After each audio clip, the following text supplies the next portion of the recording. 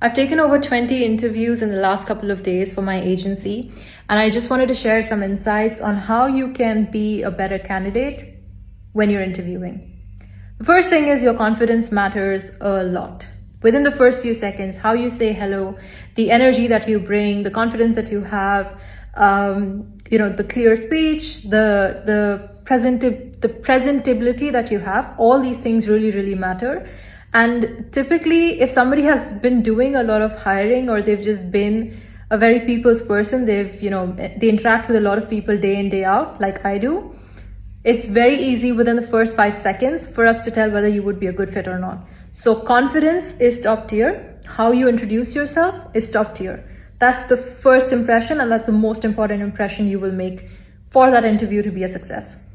The second thing is, I understand that when you prepare for an interview, you have a lot of these different points that you want to make sure the interviewer knows about you. You have all this experience that you're excited to share, and you think that if the interviewer knows these 1, 2, 3 things, it would really help them make a decision in your favor. But that's not true. What's important to you is not necessarily important to the interviewer. So when you're being asked a question, always answer the question. What typically happens in interviews is that I do ask a very specific question because I want to understand how somebody would deal with a certain scenario. And the responses I typically get they start from a very different tangent and they don't have preciseness. When your responses are not precise, it's basically you're filling the gaps with a lot of different fluff that you want the other person to know. But again, it's not really relevant to me. So prepare for an interview, but don't prepare answers for an interview. There's a difference in these two things.